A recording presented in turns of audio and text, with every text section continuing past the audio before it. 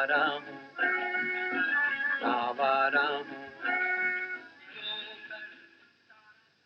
Hello, आज के खास प्रोग्राम में आप एक ऐसे व्यक्ति से मिलेंगे जिन्हें आप अनेक बार कई रूपों में कई सॉन्ग रचते आपने देखा होगा, जिनका एक ऐसे परिवार से ताल्लुक है जिस परिवार की कई पीढ़ियों ने कला के क्षेत्र में बड़ा योग दिया है, जिनके पिताजी ने भारतीय रंगमंच का आधुनिकीकरण किया, उसमें नई रूह फूंकी, जिन्होंने खुद भी भारतीय सिनेमा में कई संगमील कायम किए हैं।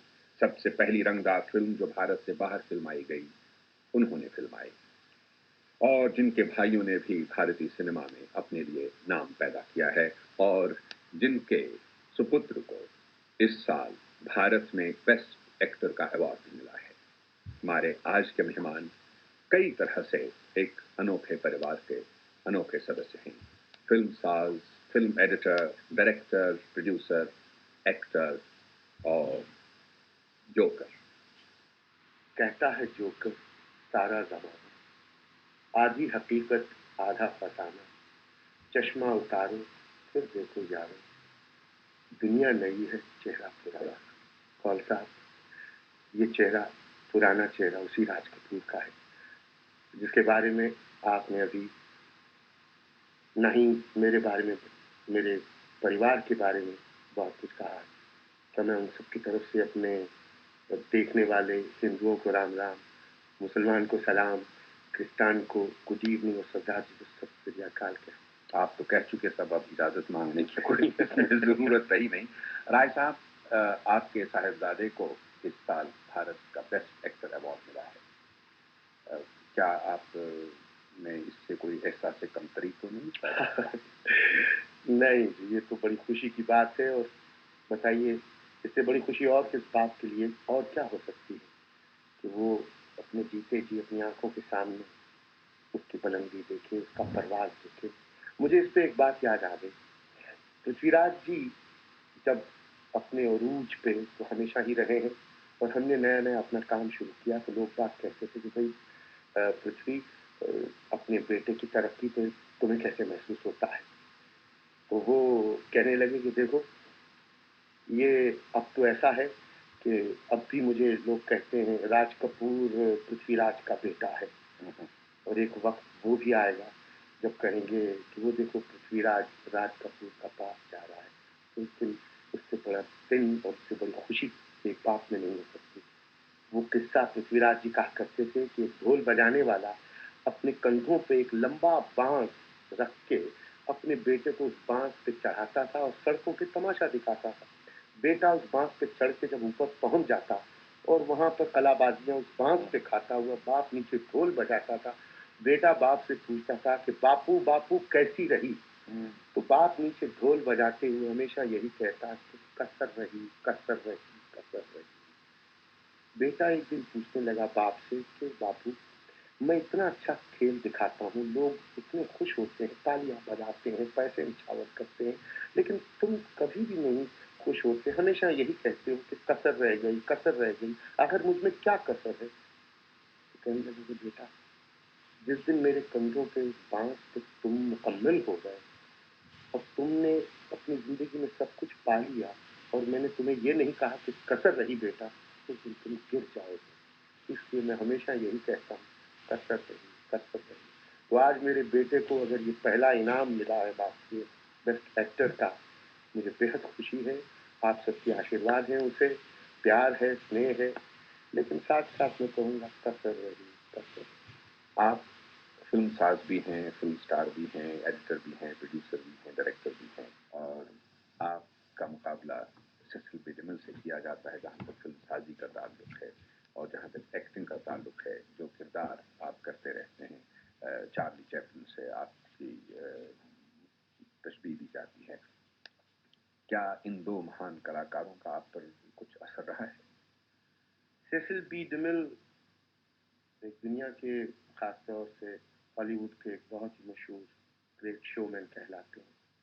मैं छोटे मोटे दर्जे में हिंदुस्तान में भी एक शोमैन कहलाता हूँ, शायद इस वजह से उनके साथ कुछ मेरा नाम जोड़ दिया जाता है। हाँ, चार्ली चैपलिन साहब, इनके काम का और इनकी फिल्मों का बचपन से मुझ पर बहुत ही असर रहा। हमने अक्सर इनकी तस्वीरें देखी, तब बच्चों के लिए तो ये कॉमेडी की सीरीज़ है, भई किसकी तस्वीर है, चार्ली चैपलिन की तस्वीर है और चले, चले, चलो।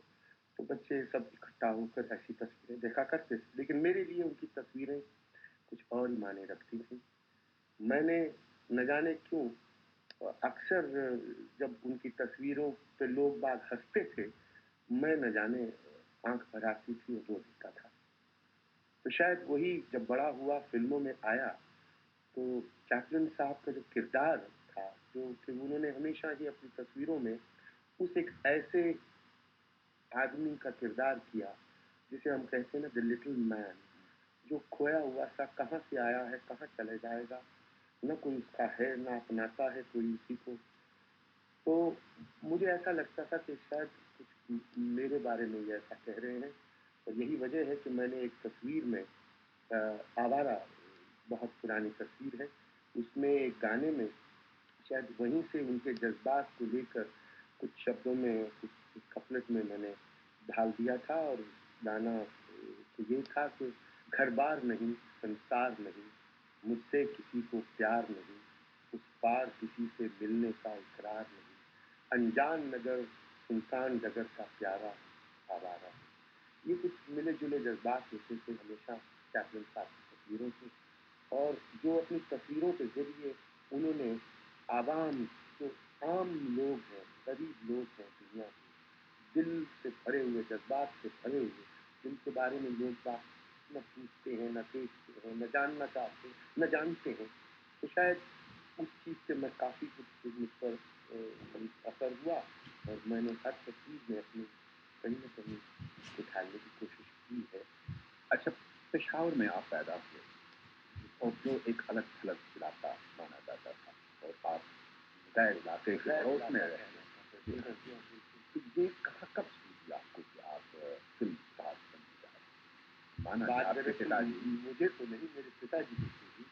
वो तो पेशावर में एडवर्ड कॉलेज में पढ़ते थे, लॉ का इम्तिहान देने जा रहे थे और वहाँ पे स्टेज पे काम करते थे और अक्सर उनके प्रोफेसर भी उन्हें कहा करते थे कि भाई तुम्हें तो एक अजीब टैलेंट है, एक कलाकार तू है तुम में और तुम थोड़ा हटे। तो बात दरअसल उन गैर इलाकों में खुश हवाओं में ये उनके जहन में आई बात कि वहाँ से जब वो बाहर निकल पड़े, बम्बई गए, फिर कलकत्ता गए, तो हम साथ थे उनके, तो उस चीज़ का प्रभाव तो असर तो था ही उन सब पर, लेकिन मैं क्यों फ़िल्म में आया, तो यही था कि मैंने समझा कि मैं फ़िल्म के ज़रिए बहुत से लोगों, बहुत ही तादाद तक पहुँच पाऊँगा। जो शुरुआत में पृथ्वीराज जी ने थिएटर से शुरू किया था, थिएटर की लिमिटेशन है और फ़िल्म के ज़रिए मैं बहुत कुछ कह पाऊँगा और बहुत से लोगों तक पहुँच पाऊँगा। राय साहब, ज़िंदगी में सबको संघर्ष करना पड़ता है, जद्दोजहद करनी पड़ती है और आपने भी शुरुआत की जद्दोजहद से की। लेकिन कौन सा लम्हा था जब आपने समझा कि आपकी जद्दोजहद का जो वक़्त है वो खत्म हो गया है और अब आप जो चाहें कर सकते हैं, यानी कि टेक ऑफ का पॉइंट आ गया? अभी तो अभी भी ऐसा ही लगता है कि बहुत सी खामियाँ हैं मुझमें, बहुत कुछ करना है। जद्दोजहद सलसल चल ही रहा है। हाँ, अब इस उम्र में बढ़ गया हूँ, मैं नाना हूँ, मालिक ने चाहा तो कुछ ही महीनों में दादा भी बन जाऊँगा, लेकिन अभी भी एक तलाश, खोज जारी है, बाकी है। और मुझे तो लगता है कि ये मुसलसल एक सफ़र है साहब कि मंज़िल पे पहुँचने से मंज़िल बढ़ जाती है आगे। संगम आपकी एक कामयाब फ़िल्म रही है, जिसने बहुत सारा पैसा कमाया आपके लिए। पहली आपकी रंगीन फ़िल्म थी और पहली फ़िल्म जो भारत के बाहर यूरोप में शूट की गई। और क्या आप मुझे ये बता सकते हैं कि इसकी कामयाबी का राज क्या था? और क्या ये सही है कि जब तक के फ़िल्म स्टार या डायरेक्टर ज़हनी तौर पर इन्वॉल्व न हो जो वो किरदार कर रहा है या जिसके साथ वो हिस्सा ले रहा है, तब तक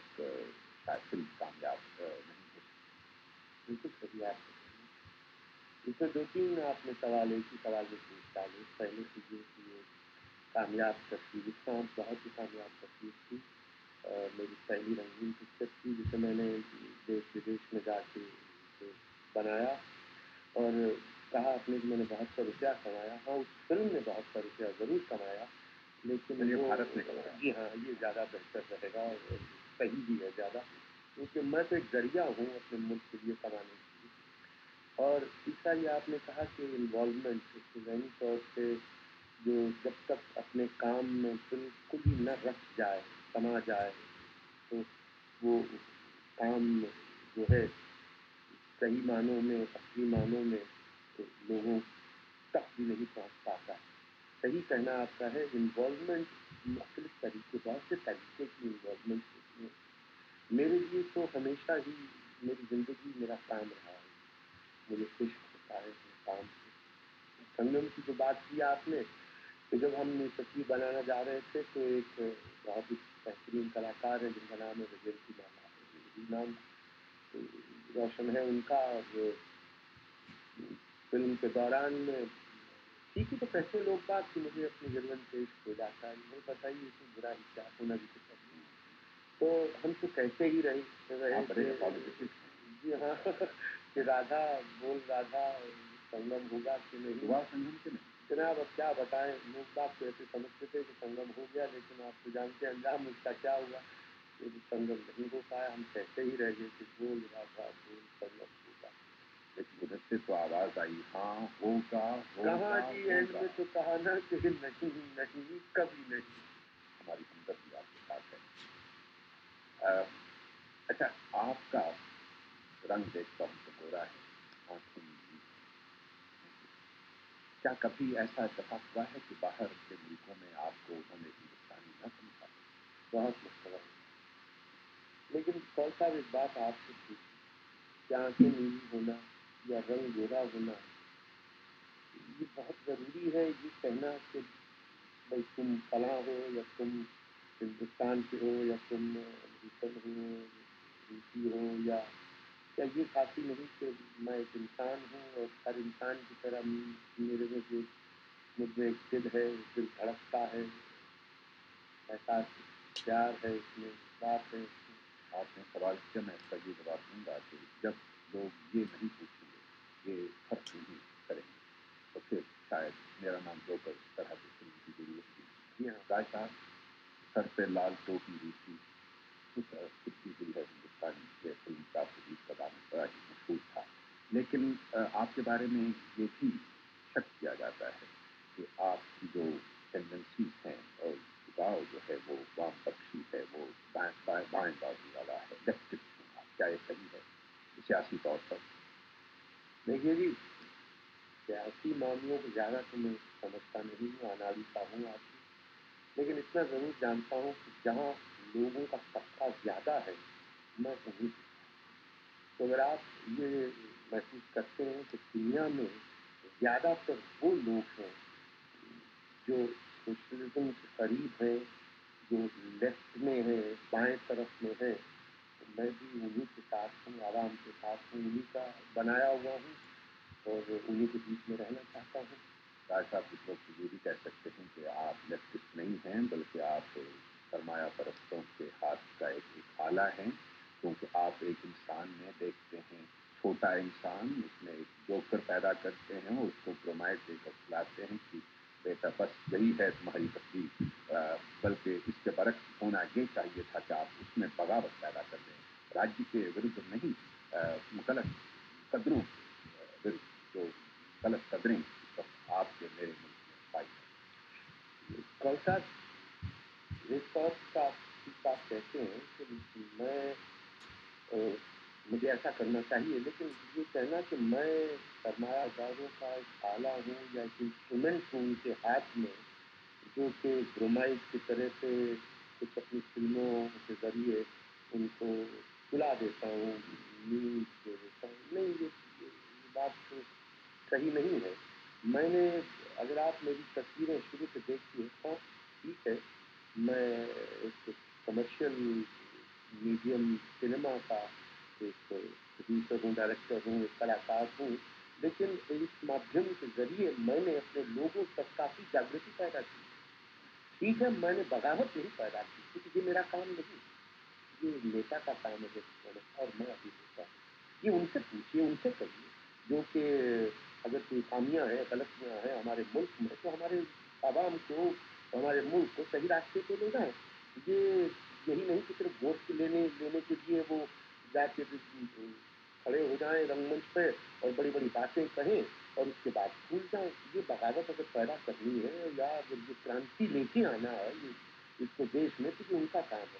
میرا کام جو ہے کہ میں روزمرہ کی جو ہماری مصیبتیں ہیں, تکلیفیں ہیں, ہماری تکلیفیں ہیں, سماجک تکلیفیں ہیں, جو چیزیں ہیں, ان کو کسی نہ کسی طرح سے کسی شکل میں اپنی فلم کے ذریعے میں لوگوں تک لے آؤں اور انہیں جاگرت کر دوں, انہیں احساس دلا دوں کہ ایسا ہے ہمارے ملک میں اور یہ بہتر ہو سکتا ہے. ہاں, وہ کس طرح بہتر ہو سکتا ہے, بھائی تم اٹھو اور لاٹھی اٹھا کے سر پھوڑو, یہ میرا کام نہیں. میں کلاکار ہوں, میں تو ایک سپنا دیکھتا ہوں, وہ سپنا جو ہر انسان کے دل میں ہوتا ہے, بھلے ہی میں ناچتے گاتے سب کے کل کھڑا ہو کے میں ایک سپنا دیکھتا ہوں, ایک آشا دیکھتا ہوں. تو یہی میرا کام ہے, یہی ہر کلاکار کو دیکھتا ہے.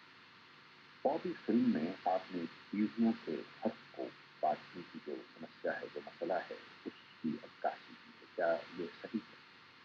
آج کل جو پیڑھی کے نوجوان ہیں ان میں یہ جو درجہ ہے یا کہہ دیجیے کہ بھائی تم امیر ہو ہم غریب ہیں, کیا بات نہیں. پھر مذہب کا آپ دیکھیے, تصویر میں لڑکی کرسچن ہے, لڑکا ہندو ہے, لیکن انہیں کہیں اس بات کا احساس نہیں ہوا کہ تمہارا مذہب الگ ہے, میرا مذہب الگ ہے. کیونکہ آج کل کے نوجوانوں کی نئی پیڑھی آ رہی ہے, جو نئی انسانیت دنیا میں چھا رہی ہے, یہ جتنے ٹیبو کنونشن, یہ بیڑیاں جو ہیں, یہ دیواریں جو ہیں, یہ سب اس کا ایک ڈائلاگ بھی ہے, اچھا لگا. کیا وہ کہتے ہیں, ہم آپ کی ہاں, بچے جب ماں باپ سے الگ ہونے جا رہے ہیں, یا مطلب دونوں عشق میں تھے اور ماں باپ کو جب احساس ہوا کہ یہ کیا ہونے لگا ہے تو ان کو منظور نہیں تھا, تو دونوں نے یہ طے کیا کہ ہم تو زندگی بھر ایک ساتھ رہیں گے, جینے میں اور مرنے میں. وہ لوگ تیار ہو گئے. تو باپ جب کہنے لگا کہ یہ کیا تم بچپنا کر رہے ہو, تو وہاں پر بیٹا باپ سوچنا پڑتا ہے کہ بھائی ہم بچے نہیں ہیں, آپ تو ہمیشہ ہی ہمیں بچہ سمجھتے ہیں, لیکن آپ نے کبھی یہ نہیں سوچا کہ آپ کی اولاد کی بھی اپنی زندگی, اپنی سمجھ بوجھ ہے, اچھے برے کی پہچان ہے. تو کہنے لگے کہ بچے کتنے بھی بڑے کیوں نہ ہو جائیں, بچے ہی رہتے ہیں. تو ہم نے کب کہا کہ ہم آپ کے بچے نہیں ہیں, لیکن ہم آپ کی جائیداد نہیں ہیں. تو یہ سب سے بڑی بات ہے کہ ماں باپ اولاد کو اپنی جائیداد نہیں, وہ آپ ہی کے ہیں, آپ کا انگ ہے, آپ کا دل کا ٹکڑا ہے, جو آپ کا خون ہے, اور انہیں پیار دیجیے, انہیں اپنائیے. یہ نہیں کہ انہیں دور کہہ کے صرف یہی احساس دیجیے ان کو کیونکہ ہم تمہارے ماں باپ ہیں, اس لیے ہمیں ہر بات کا حق ہے تمہاری زندگی کے حق. یہ حق خاص ہے کہ ہر نوجوان بچے, چاہے وہ ہندوستان میں ہو, چاہے وہ اس ملک میں ہو یا کہیں بھی ہو, یہ چاہتے ہیں کہ ہمیں بھی ہمارا حق ملنا چاہیے. اور حق یہ نہیں کہ صاحب ہمیں چھوڑ دیا جائے, ہمیں حق ملنا. لیکن کیا یہاں آپ اپنے ماں باپ کے حق کو ان سے چھینتے ہیں کہ بیٹا ابھی کثر ہے, کثر ہے, کثر ہے؟ جی ہاں, یہاں تو ماں باپ کا حق قریب آ جاتا ہے جب کہ اسے کہتا ہے کہ ابھی کثر ہے, ابھی کثر ہے. کیونکہ اگر جس دن اس نے یہ کہہ دیا کہ تم نے اب پا لیا سب کچھ, تم مکمل ہو گئے, اس دن وہ گر جائے گا. راج صاحب, میں نے آپ کی فلم بابی دیکھی, لیکن میں ابھی تک یہ فیصلہ نہیں کر پایا ہوں کہ اس میں راج کپور محض فلم ساز سے کہاں تک اثر پیدا کر سکا ہے, اور راج کپور ایک عاشق کے ناطے کہاں تک چھایا ہوا ہے. دیکھیے, ساری تصویر کا جو پورا روپ ہے وہ ایک عاشقانہ روپ ہے, شخص ہے, صورت ہے, بہت نازک نازک ہے, نئی کوپل ہے, ایک جوان لڑکا, 18 برس کا لڑکا, 16 برس کی لڑکی, اور یہ پہلا پیار جب یقیناً آپ نے بھی اپنی عمر میں کیا کیا ہی ہوگا جی ہاں، ہم میں نے بھی کرنے کو تیار اس میں برباد کیا ہے اور اب بھی جناب کیا بتائیں اگر آپ یہ تصویر دیکھیے اس میں کہنا ہے کہ ہم تم میں کمرے میں بند ہیں ابھی شیزا میں تو اسی عمر میں بھی چاہتا ہوں کہ ہم تم ایک کمرے میں بند ہو